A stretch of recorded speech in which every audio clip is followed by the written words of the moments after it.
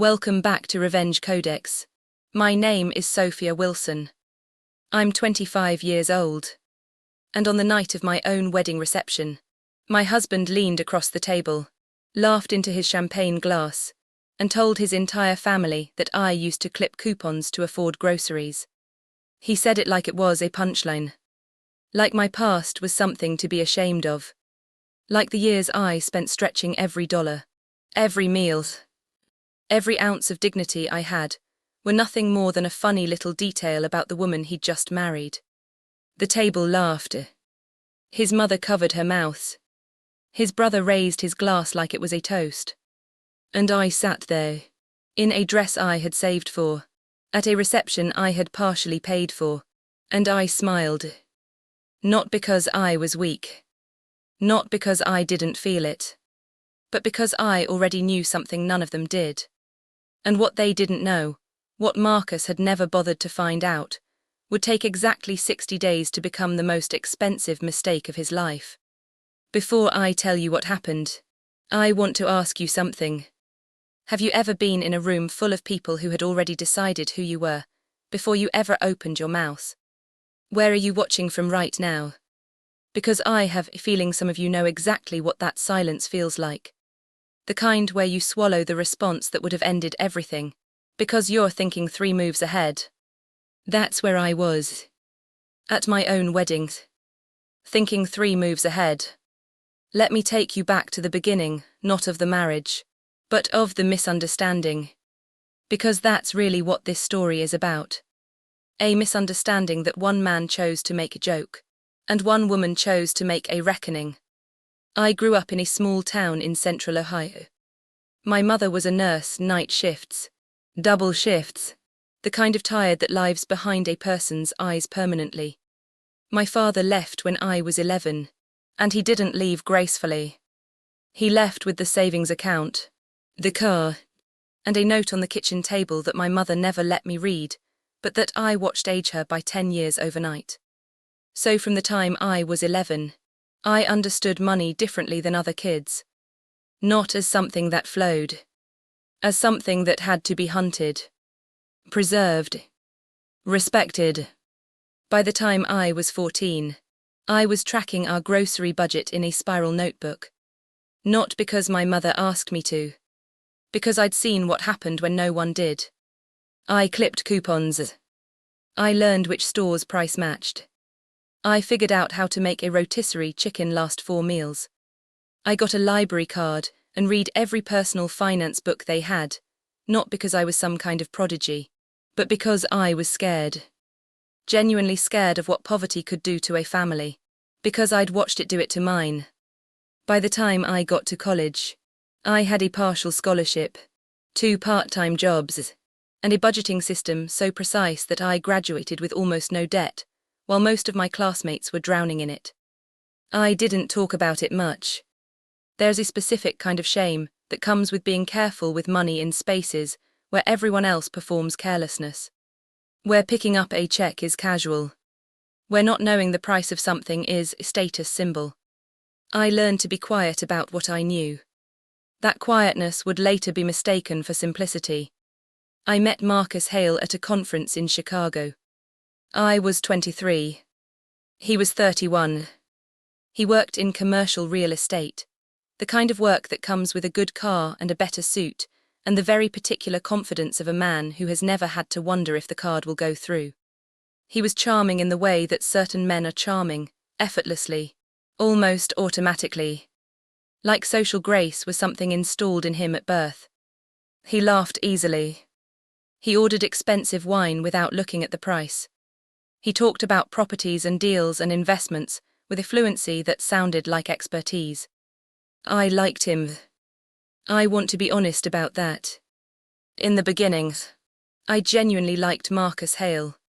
What I didn't understand yet was that his perception of me had been formed in the first 10 minutes, and he would spend the next 2 years never updating it. He saw a quiet girl from Ohio. Pretty. Understated. A little serious. He knew I worked in financial consulting, but he translated that, somehow, into something administrative. Something supportive. He never asked about my clients. He never asked about my cases. When I mentioned work, he would nod in the way people nod when they're waiting for their turn to speak. I noticed. I always notice. But I liked him enough to let it go. And then I liked him enough to keep letting it go. And then we were engaged. And I told myself that the noticing didn't matter. That relationships weren't about being fully seen immediately. That he would learn. He didn't learn. 6 months into our engagement, we went to dinner with his parents at a restaurant that had no prices on the menu, the kind of place where that's intentional, where the point is that you're not supposed to care.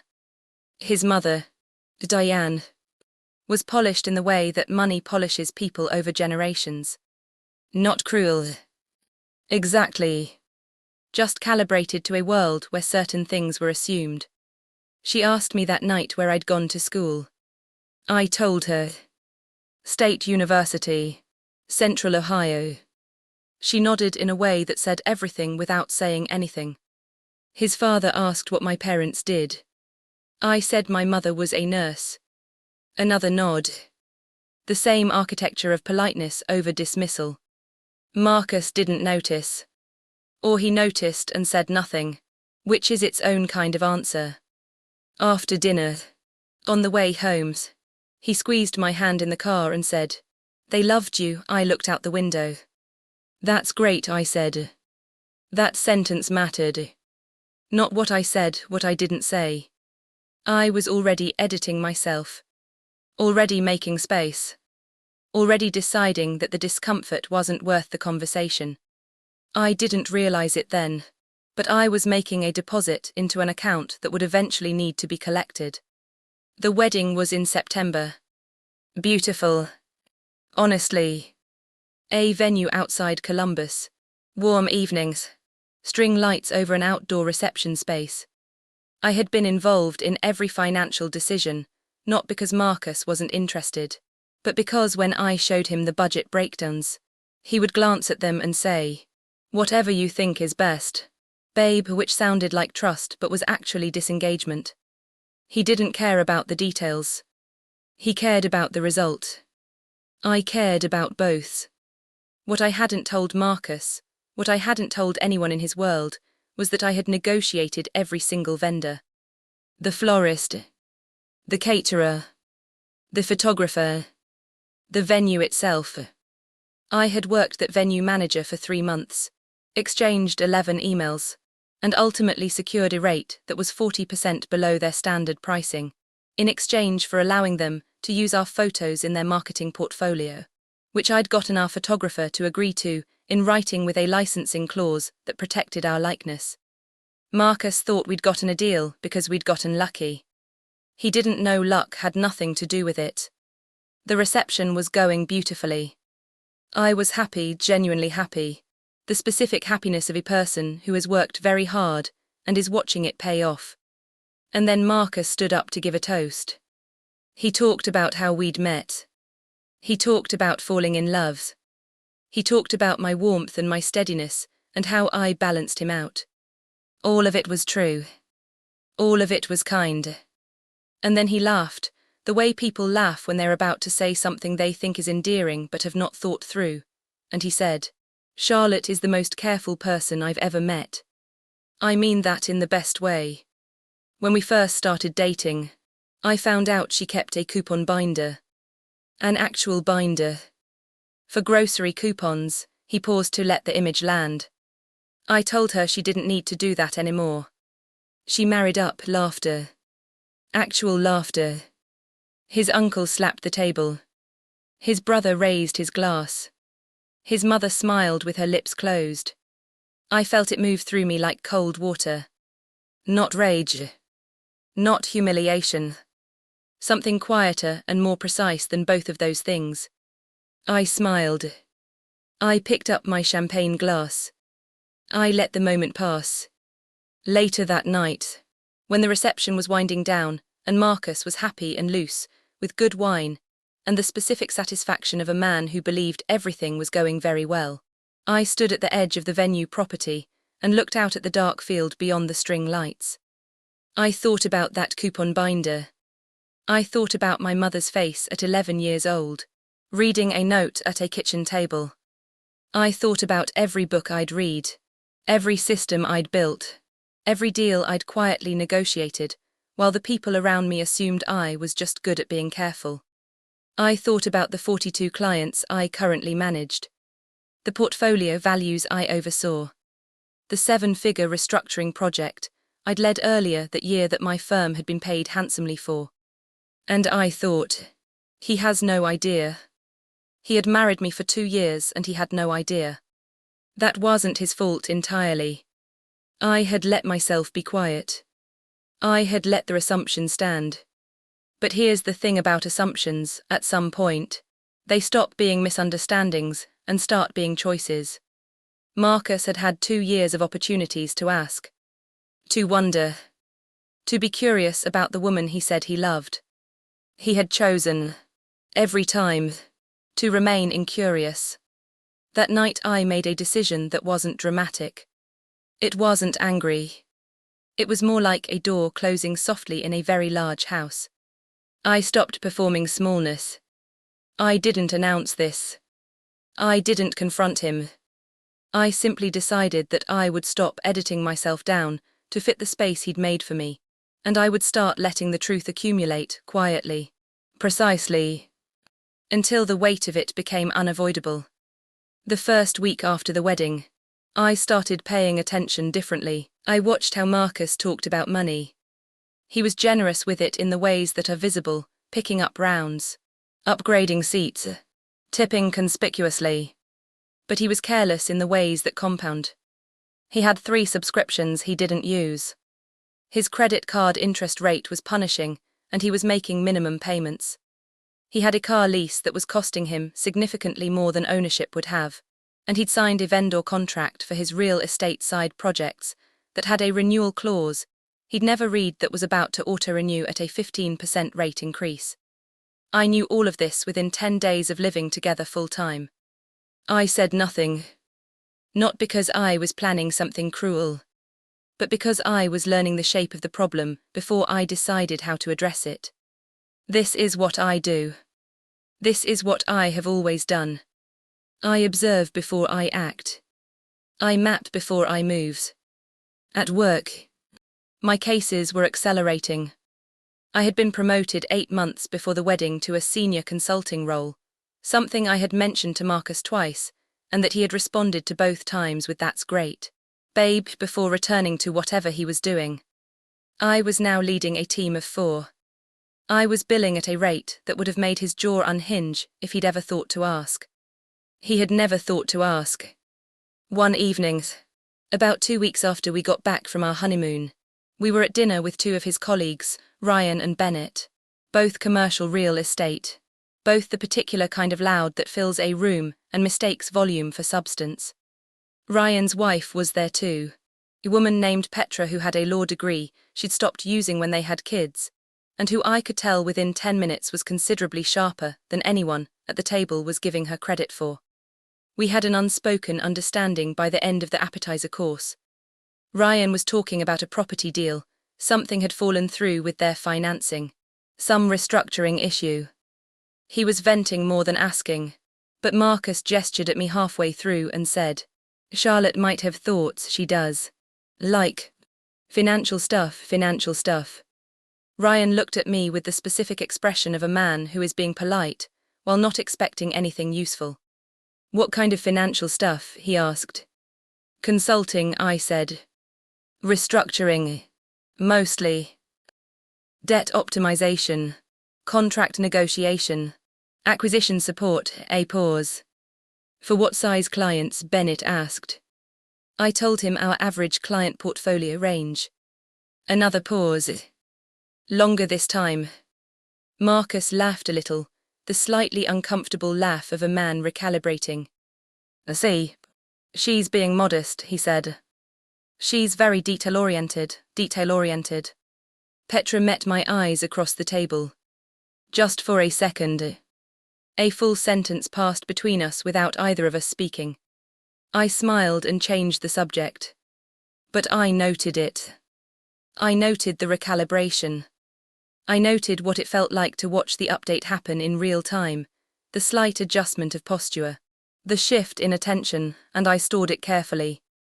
This matters.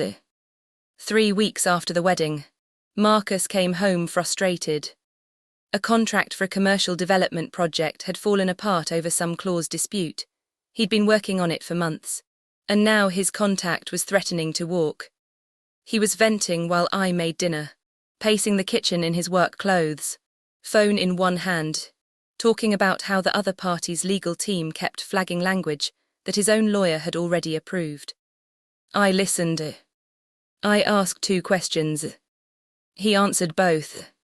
I thought for a moment. Then, without making a production of it, I told him there was a standard resolution framework for that specific type of clause dispute. That there was language his team could propose that would satisfy the other party's liability concerns without giving up any of Marcus's actual leverage points. I told him the 3-sentence version of what that language would look like. He stared at me. How do you know that? I've handled about a dozen of these, I said. The clause structure is pretty common in commercial mixed use.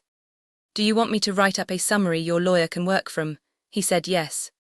I wrote it up that night in 40 minutes. Sent it to him. He forwarded it to his attorney. 3 days later, the contract closed. He came home that night and hugged me and told me I was incredible and we celebrated, and it was a good night. Genuinely. But here's what I noticed. The next morning, the story he told his colleague on the phone was about how he had figured out the clause issue. How he'd pushed back on the language. How his instinct had been right. I was not in the story.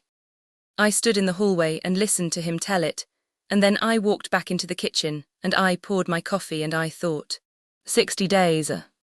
I didn't know exactly what 60 days meant yet.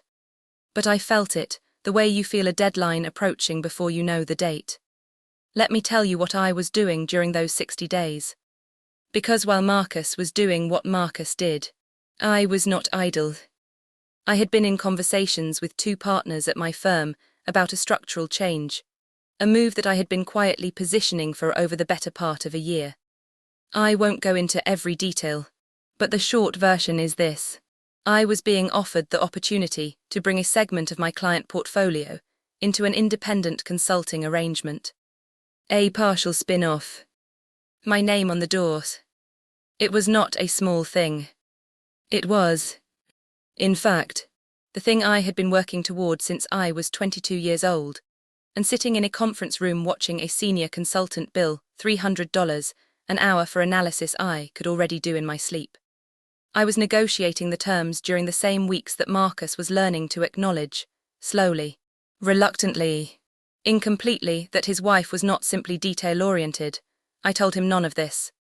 Not because I was hiding it maliciously, but because I had learned, over these 60 days, that Marcus's relationship with my competence was fragile in a specific way. He could accept me being helpful. He could accept me being smart in moments.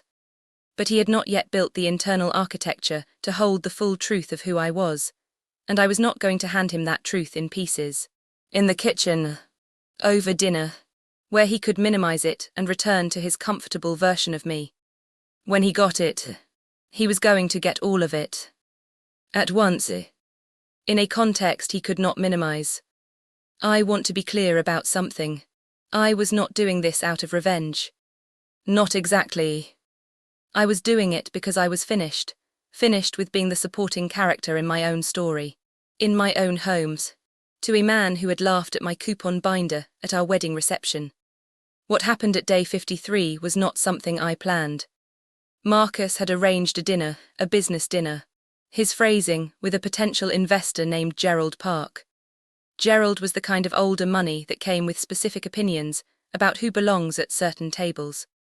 Marcus was trying to get Gerald interested in a mixed-use development project he was structuring. He'd been working on this for months. It was important to him.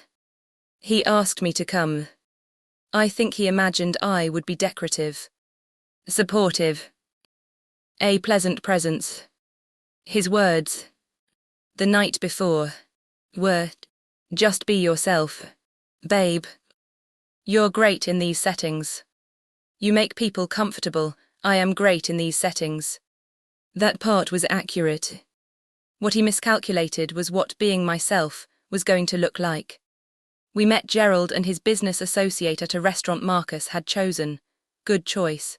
Actually, appropriate level of formality. I noted this and gave him credit for it. Gerald was in his late 60s, silver-haired, with the particular patience of a man who has made enough money to never have to hurry again. His associate, David, was 50s, quieter, clearly the one who did the real analysis. Marcus pitched. He was good at it, fluid, confident, the architectural vision compelling and clearly well-researched. Gerald listened with that patience, asked a few questions. Marcus answered most of them well. Then Gerald asked about the debt structuring on the acquisition phase. Marcus began to answer and then, I watched this happen in real time, hit a wall. A specific technical wall. He pivoted smoothly, the way good salespeople do. But David noticed. I watched David notice. And then Gerald, almost as an aside, turned to me and asked, and what do you do? Charlotte, the table paused just slightly. Marcus had not introduced my profession. He had introduced me as his wife. I said, I run a financial restructuring and consulting practice. Senior focus on acquisition support and debt optimization for mid-market and commercial clients. Gerald's expression didn't change dramatically. But it sharpened. The way a camera sharpens when it finds focus. Who are some of your clients? David asked. Casually. But not casually. I named 3 with permission. Publicly known engagements. One was a name that clearly registered for both of them. Gerald looked at Marcus. Then back at me. And the debt structuring on Marcus's acquisition phase, he said. Have you looked at that? There was a silence at the table. Marcus laughed that laugh again. We keep work and home pretty separate. Actually, I said. I've reviewed the preliminary structure. I have a few thoughts. If that's useful, Gerald gestured for me to continue. I continued. I talked for about 6 minutes. Not performing, just working. The way I always work. I outlined 2 alternative structuring approaches for the acquisition phase, one that reduced Marcus's short-term exposure, and one that accelerated equity positioning in a way that would likely be more attractive to a certain type of institutional co-investor. I flagged one clause in the preliminary term sheet. I'd seen it in the documents Marcus had left open on the kitchen table, that needed revision before any serious investor would sign. When I finished, David was writing something in a small notebook. Gerald was looking at me the way serious people look at other serious people when they recognize each other. Marcus, Gerald said slowly. Your wife is formidable, Marcus said. She really is, and he smiled. And in the smile I saw something complicated, pride and discomfort and recalibration all at once. A man realizing that the story he'd been telling himself had a chapter he'd never read. The dinner ended well. Gerald asked for a follow-up meeting, specifically requested that I attend. In the car on the way home, Marcus was quiet for a while. Then, you've been holding out on me, I looked at him. I've been exactly who I've always been, he didn't answer. But I saw his jaw move, the small shift of a man processing something he doesn't know how to name yet. That was day 53. Day 60 was when the invoice arrived. Let me explain the invoice. 4 months before the wedding, Marcus had brought me a problem. A vendor he worked with regularly, a logistics and property management company, had a contract renewal coming up, and he was concerned that the terms were no longer favorable. He asked me, casually, over a weekend, if I could take a quick look. I took a look. What I found was not quick. The contract had 7 clauses that needed restructuring, an auto-renewal provision that was predatory, a liability section that exposed Marcus unnecessarily, and a pricing mechanism that was indexed to a benchmark that had moved significantly against him since the original signing. I renegotiated the entire contract. I spent 11 hours over 3 weekends on it. I drafted revised language. I negotiated directly with the vendor's legal contact via email, representing myself as a consultant, which I was engaged by Marcus's firm, which was accurate.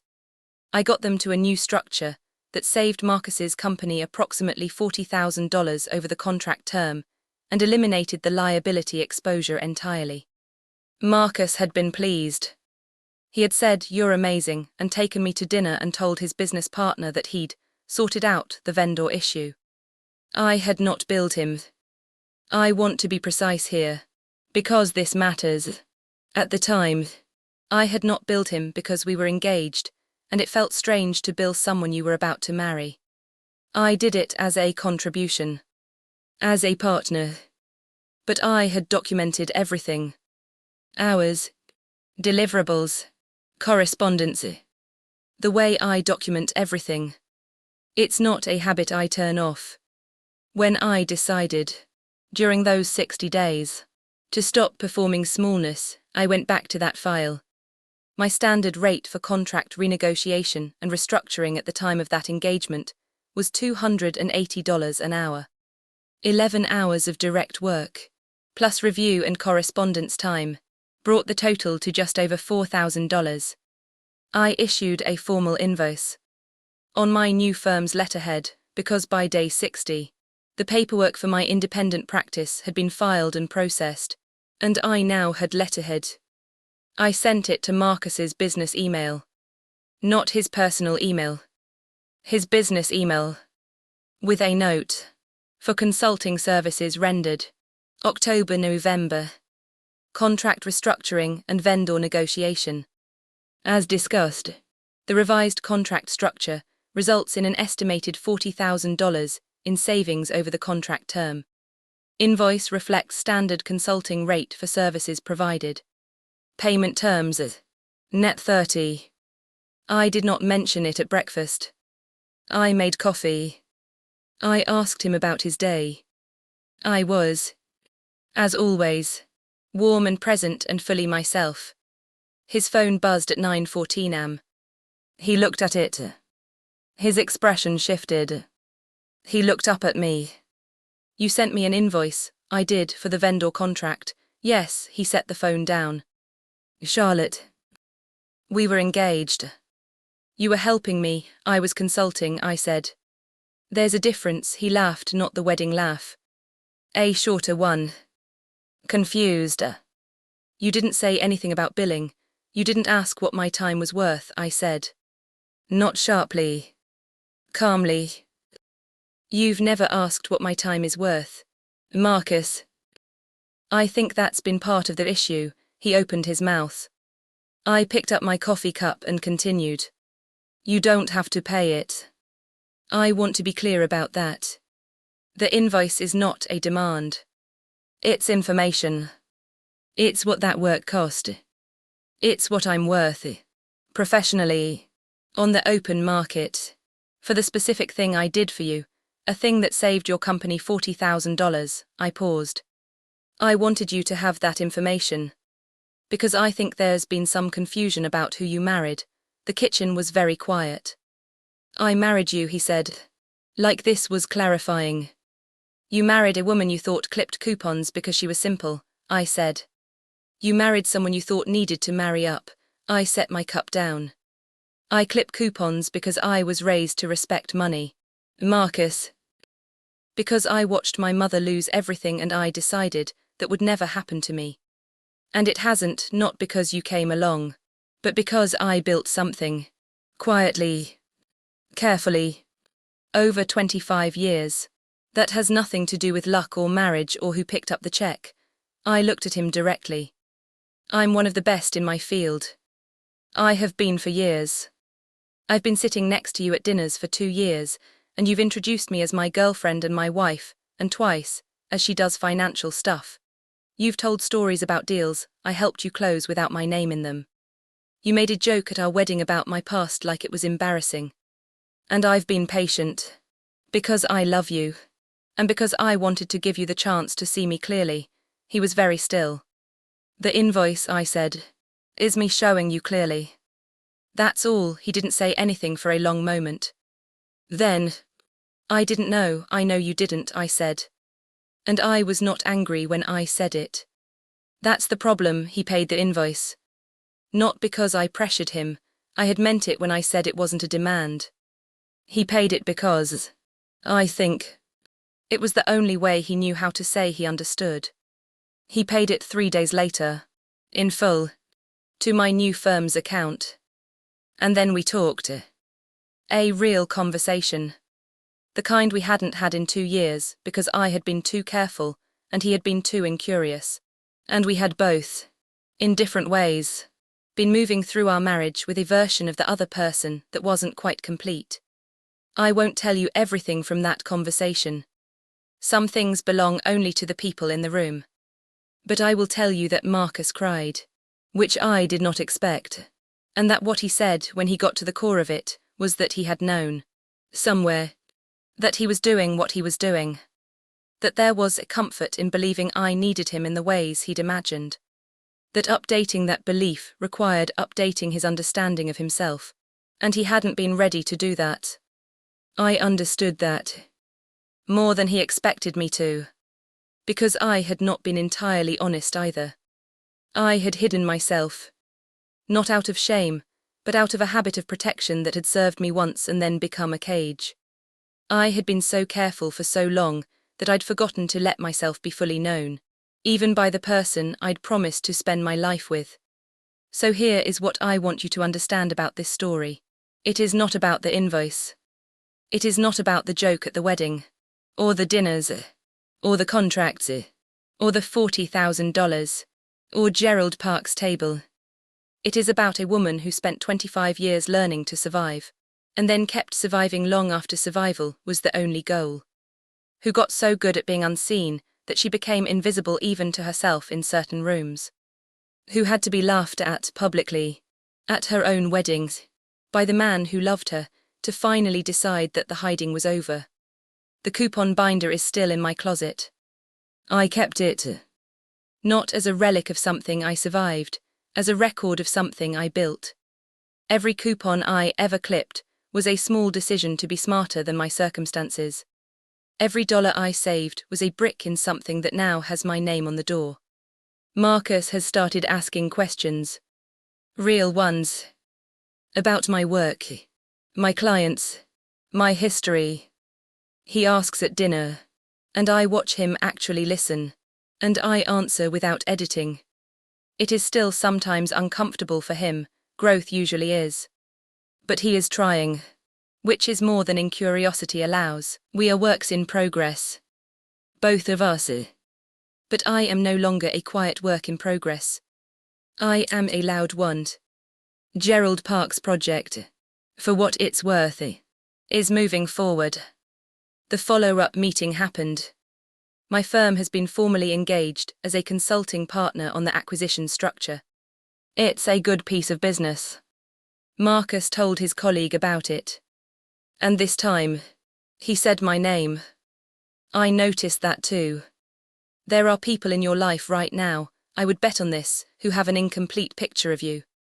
Who have taken one version of your story and decided it's the whole thing. Who have seen the coupons and missed the binder. Who have heard where you grew up and stopped listening before you got to where you arrived. You have 2 choices with those people. You can spend your energy correcting them, explaining, justifying, proving, defending. Or you can do what I did. You can be so precisely, completely yourself in the right moment, in the right rooms, with the right documentation, that the correction makes itself. No chaos. No confrontation. No speech. Just the undeniable truth, delivered quietly, at exactly the right time. My name is Sophia Wilson. I'm 25 years old. I grew up scared of poverty and I turned that fear into a practice and I turned that practice into a firm, And I turned that firm into a life that has my name on every door that matters. My husband laughed at my past at our wedding reception. 60 days later, he was writing a check to my company. And the morning after he paid it, he looked at me across the kitchen, the same coffee, the same light through the same window, and said, "I'm sorry I didn't see you sooner." I looked back at him. "Start now," I said. And I meant it.